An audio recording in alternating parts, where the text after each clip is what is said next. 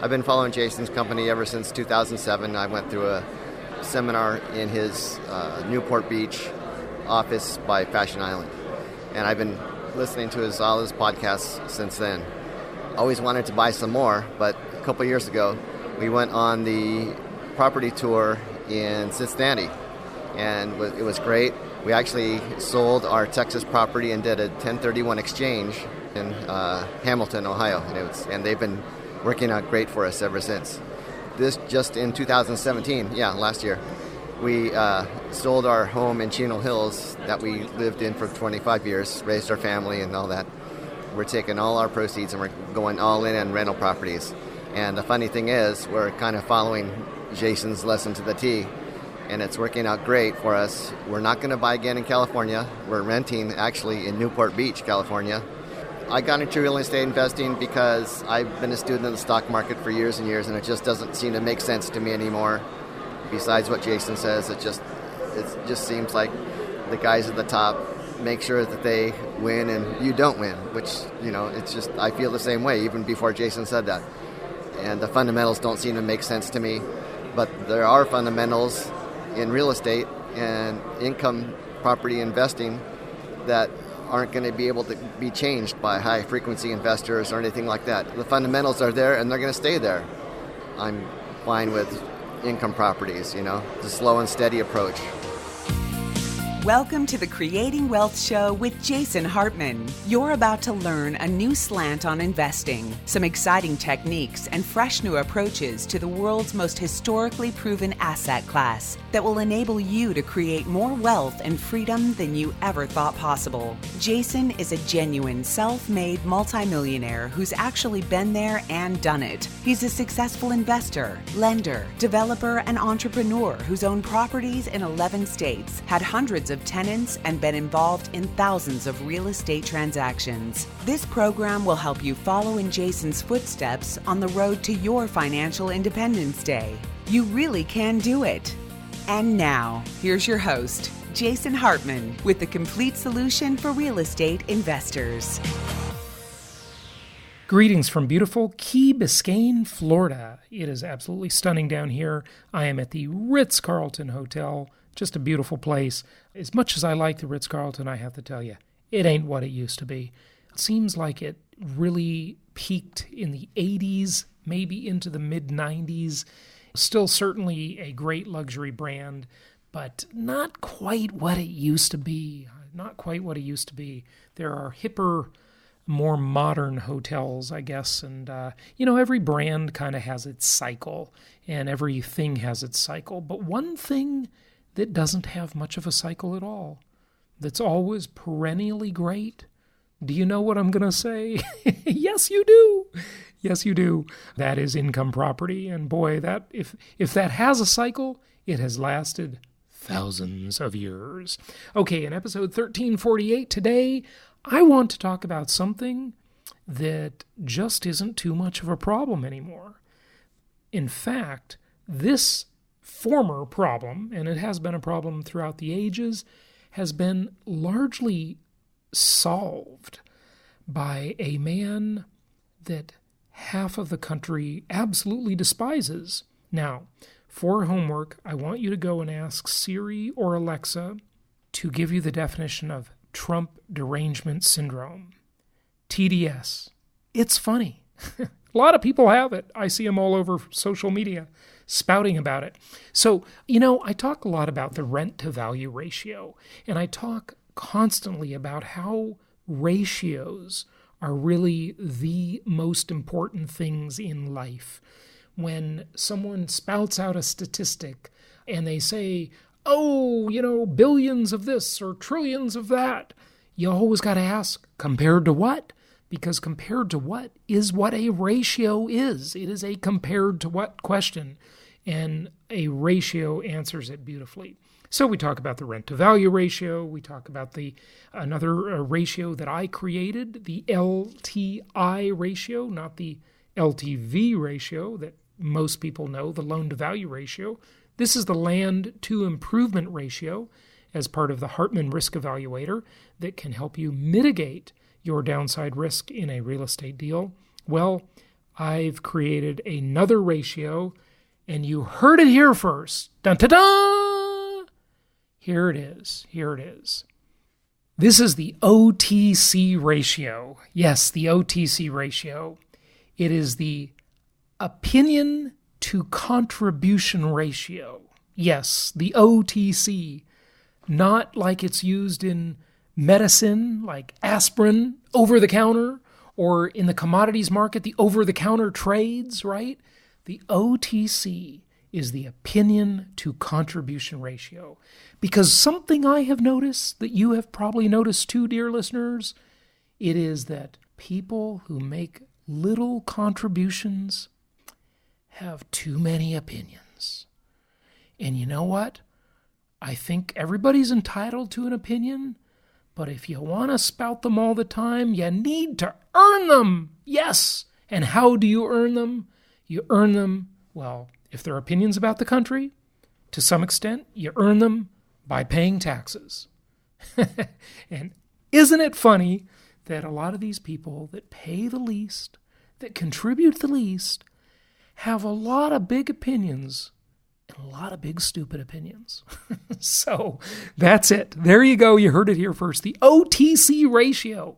Try it out. Spread it around on social media. Hey, hashtag OTC or OTC ratio. Now, I have no idea what else that hashtag might stand for because I haven't looked it up, but I think it's a good one. The OTC ratio, opinion to contribution ratio. It ought to be balanced.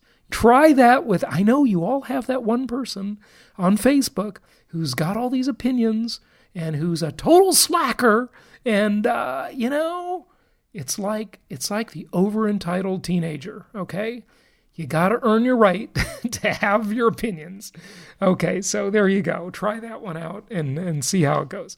So what is this problem? Well, this guy everybody hates, or half the country hates. That's, of course, our president, Trumpster. Love him, hate him, whatever. I admit he says a lot of dumb things that he really shouldn't say. But he has earned the right to have an opinion. Anyway, whatever. Here's what I want to talk about, though. Let's talk about something you heard a lot about during the Obama era. Under the Obama regime, of course, we had very high unemployment. Not all his fault, by the way. I'm sticking up for Obama. Certainly he inherited a tough situation. But to blame the inheritance after 2 or 3 years, I think that's the time you got to just accept that this is now your economy, okay? So, Trump could have said the same thing, right? But, he just went on and stimulated. And listen, I don't even about economics, okay? As much as I think the economy is booming largely, it is still an economy like all economies in the world, a super symbolic economy, as I call it, built on a house of cards, built on smoke and mirrors. But hey, that's the way every modern economy is. It's nothing unique to the U.S., so it's a glass house, right? It's a glass house. In fact, that's like the OTC ratio. People who live in glass houses shouldn't throw stones. There you go. Same idea. Hey, I think that's like a biblical idea, right? Anyway, check that one out. Okay, so unemployment rate versus labor participation rate. We heard a lot about this in the Obama era. We had John Williams on the show, the founder of that great website, shadowstats.com.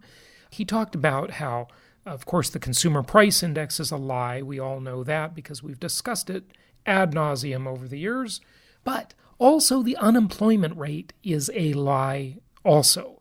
So another metric for this is the labor force participation rate, or just the labor participation rate, as many people call it. And I came across a couple of great little lessons on that. So I'd like to share, I think, 2 of them with you. They're very short, and one of them is from 1 Minute Economics, which is a great YouTube channel that's got all kinds of great little quick lessons, and I like the way they did this video. Go check out their channel. I am a subscriber. It's a good video on labor force participation rate versus unemployment rate and explaining what the difference is. So let's listen in. The labor force participation rate tells us which percentage of the entire working age population is economically active. In other words, it tells us which percentage of the people capable of working are actually working, or at least looking for a job. Let's assume you live in a country with 10 million working age people. We'll also assume 5 million are currently working and 500,000 are actively looking for work. So, we have 5.5 million economically active people. In this scenario, the labor force participation rate is 55%. The unemployment rate, on the other hand, tells us which percentage of the total labor force is currently unemployed, but actively looking for work. To figure out how many people are jobless, but actively looking for work, the authorities figure out how many people are receiving unemployment benefits and other forms of help on the one hand, and on the other hand, they also analyze data from unemployment offices to measure how many people are making an effort to find a job. See, that's where it gets dicey, but it gets even worse when you deal with what's called the discouraged workers. Now, thankfully, this is not much of a problem nowadays, but it was a big deal during the Great Recession. A lot of people were talking about this. In fact, they were saying as the unemployment rate approached 10%, it was getting up there. I mean, it was getting pretty bad. It didn't count the what I call the underemployment rate. I don't know if anybody uses that phrase officially. I called it that, though. The underemployment rate, which I think is still a very valid thing, even today, even in a much better economy than we used to have. But some would calculate that the true unemployment rate was approaching levels that it was approaching during the Great Depression, during the 1930s. They didn't want to say it was ever that high during the Great Recession 10 years ago, but many evaluated it that way. And so it's interesting, what do you think of this? What is the more accurate way to look at things? Is it better to look at the unemployment rate, which is widely used, widely quoted, discussed all the time, you hear it all over the news media constantly, or the less discussed labor force participation rate? Let's keep going. In the previously mentioned scenario, with a labor force of 10 million people and 500,000 people who are looking for a job, the unemployment rate is 5%. The unemployment rate alone can sometimes paint an overly optimistic picture. So, the labor force participation rate complements it nicely. Together, they help you accurately assess the health of an economy. Okay, so what do you think? Well, here's another take on it, which I think you'll find interesting, and this one is from PragerU, another great YouTube channel with lots of very interesting and very thought-provoking content. When you hear that the unemployment rate has gone down, you usually think that the economy is doing better, right? But the numbers don't always tell the full story. This is what's not said. If someone has gotten so frustrated that they've stopped looking for work or just decided that they won't work anymore, they no longer get counted as unemployed. That's the discouraged worker component, and that was very important, especially during the Great Recession. And it's still an issue today. A lot of people aren't counted, even though the unemployment rate is extremely low. In fact, some would consider the unemployment rate today to be full employment because everybody who wants to work can get a job. So imagine you had a town with 100 people and 10 of them were unemployed and trying to find jobs. The unemployment rate would be 10%. Make sense? So now imagine if 5 of those people got tired of looking for jobs and decided to move into their parents' basement. The government would now say that the unemployment rate has gone down to 5%. Yippee! Wait, now that doesn't make sense. The people in the basement are no longer part of the labor force because they've given up. So the labor force participation rate goes down too. Not exactly a reason to celebrate. So while the unemployment rate is important, the labor force participation rate, which, as you can see, tells the real story. Now that makes sense. Remember this, the next time you hear a reporter on the news say the unemployment rate is getting better. So, does that make sense? You don't hear much about the labor force participation rate, and this is another of so many ways where we are just constantly misled. And Adam is here today, and he has a property to tell us about in the great state of Alabama. We have done a lot of business in Mobile. I own property in that area. And Adam, what do you have? Yeah, so I wanted to bring this up to people. It's a little cheaper than I usually buy, and that it's on the lower end of the price range. But I wanted to highlight this one because, as you said, we've done business there, but not a whole lot recently. But I just wanted to remind people that new inventory and new markets is coming. So this is one in Mobile that's $61,000. It is a resale property that has a rent of $750. So that's almost 1.25% rent to value ratio, and is estimated to cash flow at $238 a month with a cash on cash of 15%. And so that's with the vacancy of 8% like usual, 10% management, and 5% maintenance. So that's a good property. So what's the price of it? It's $61,000. Oh, yes. Inexpensive property for sure. How many square feet? It's 874. It's a cost per square foot of $69, which is kind of in line with your kind of mid-range Memphis. Tiny place, yeah. So that would definitely be a C-class property. Mm-hmm. Yeah, definitely. So those of you who like those bargain hunter deals out there, if this were a new home, you'd probably pay about double. Yeah, I was going to say even a little more than double, like 2.2 times that probably. That's a very good. See, this is the kind of property we don't love these types of properties, okay? But a lot of our clients do, and that's why we still offer them. And this is a very good type of property for a starter investor who doesn't have a lot of cash, right? Yeah, this was about the price point we did with our first one, just because it was kind of a dip your toe in type thing. It was one of those things that, if everything goes horribly wrong, just we're not going to. Yeah, we've at least got the land down there, and when we get the land value, we haven't lost too much. Yeah, the land is probably worth $25,000 just alone, right? So, yeah. But projected 15% cash on cash? Yep, with a total return of 37% estimated. Wow. Let's just go over some of those assumptions that drive that. Mm-hmm. That is 8% vacancy, which means we're pro forma that at 1 month per year vacant. And what appreciation rate, maintenance percentage? The appreciation rate is set at 6%. I'm not certain that Mobile is going to get 6%, but I guess I think the area could if it's the right property, but I don't think an older house like that's going to get 6%. So that's probably too optimistic. But I don't know, man. There are some crazy appreciation rates going on in some markets. And yeah, wait till, I think tomorrow we'll cover this massive amount of equity gain homeowners have received. And keep in mind, this is in the middle of a market where cyclical markets are declining. That's been staved off a little bit by the dramatic cuts in interest rates, but still those cyclical markets are hurting. And that makes up 75% of the Case-Shiller index, as we know.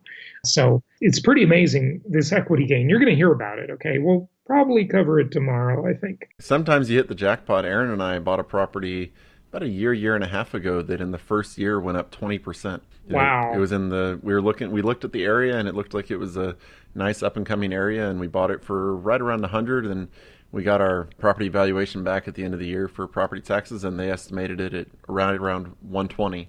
So it was a good start. Which market? That was in Memphis. Memphis, yeah. Mm-hmm. Fantastic. Good to hear.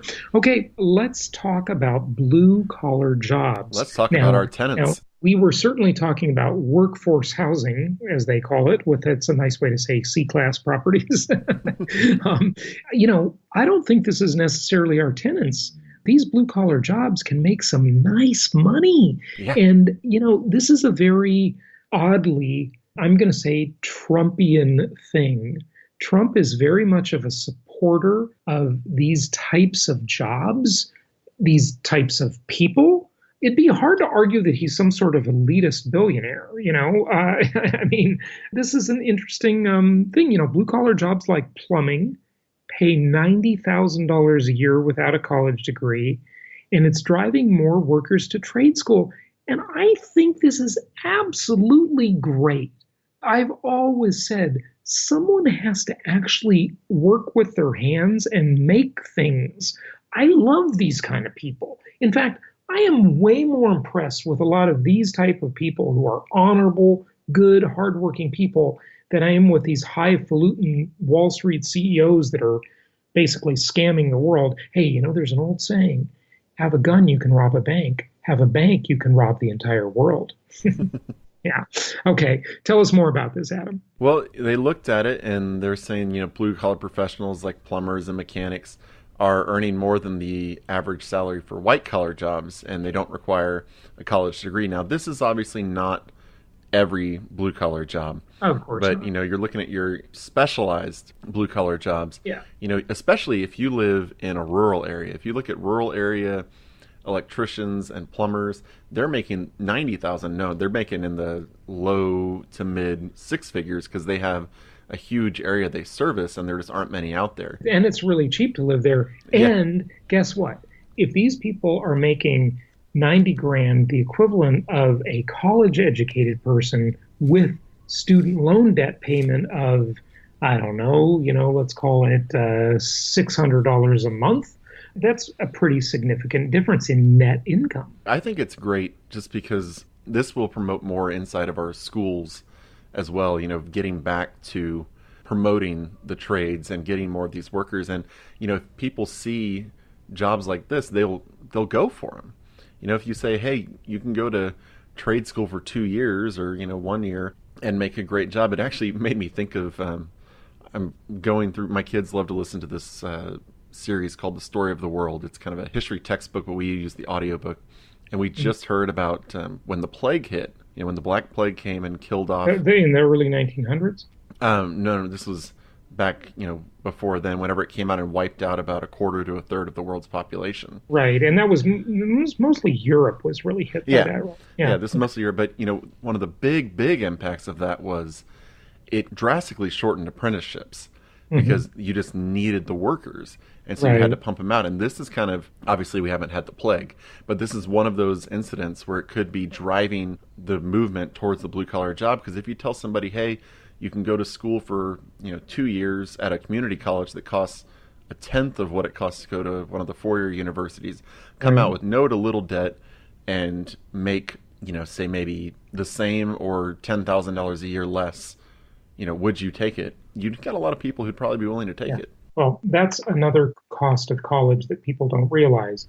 It's 4 to 5 years of your time that you could be working or could be learning real world skills. Yeah. So, again, listen, I don't hate college. I just hate that it's a ripoff and it's overpriced. That's all I hate about it. Otherwise, I think it's great. Yeah, you've got millennials who are valuing their time more than money, supposedly. I mean, obviously, they'd like to make money, and especially the coming generation. So if you tell them, hey, you can have 2 years of your 20s back, that's a big draw. Yeah. That's big, and that might cause colleges to, start looking at their pricing. So if the Democrats win and start coming in with the student loan forgiveness, then it might drive it even more, but who knows? Yeah. We'll see which way that'll turn. It could go either way, I think. But the thing that has to happen is we've got to stop having the government insure student loans, because if that stops happening, then the funding will dry up and the price of college will drop to where the market can meet it and reasonably pay, and it'll all get real again. But it's just silly the way it is. By the way, Adam, don't forget, we don't have time today, but I want to talk about a conversation I had with a very bright venture capitalist today. I'm at this conference in Key Biscane, Florida. It's at the Ritz-Carlton. There are hundreds of people, very wealthy crowd. I had a fascinating conversation about this gentleman's thoughts, and he's an experienced, wealthy, older gentleman who had some very interesting thoughts about the next big revolutions in the economy and technology. I think that's going to be really important. I want to impart this conversation to our listeners. Let me just assimilate it a little bit. Maybe tomorrow we'll talk about it. Okay. But yeah, good. If we want to look at real estate, how this is going to impact real estate, we always want to drive it back to that. Let's be honest. Usually community colleges aren't in the ritzy high-end parts of town. It's more in the blue-collar parts of town. If more and more people, and especially people in their 20s or 30s, are going back to trade school or going to trade school, they're going to be going to these community colleges, and that will create a demand for properties around those areas and in those blue-collar neighborhoods that we're investing in. Yeah, I think, absolutely, personally. absolutely. And it will also create a larger supply of workers, driving down the cost of maintenance and repairs for our properties. So that's okay too. It always seems to work out for the real estate investor, doesn't it? Yeah. At least in the long term, not always in the short term, but in the long term for sure. It'll make Yelp reviews more important, so they'll want to service you better and get better reviews. Well, there you go. And there's going to be more competition, more supply of laborers in the market. So that'll all be good. All right, let's wrap it up for today. Until tomorrow, everybody, happy investing. Go visit jasonhartman.com for more, or call us. Yes, you can call us on the phone. Remember that? Phone. I know. 1-800-HARTMAN. 1-800-HARTMAN. Our investment counselors, you can push 2 and be connected with an investment counselor, or leave a message, and one of them will get right back to you. So the website, jasonhartman.com, or 1-800-HARTMAN. Until tomorrow, happy investing. We'll talk to you tomorrow. Thank you so much for listening. Please be sure to subscribe so that you don't miss any episodes. Be sure to check out the show's specific website and our general website, hartmanmedia.com, for appropriate disclaimers and terms of service. Remember that guest opinions are their own, and if you require specific legal or tax advice or advice in any other specialized area, please consult an appropriate professional. And we also very much appreciate you reviewing the show. Please go to iTunes or Stitcher Radio or whatever platform you're using and write a review for the show. We would very much appreciate that. And be sure to make it official and subscribe so you do not miss any episodes. We look forward to seeing you on the next episode.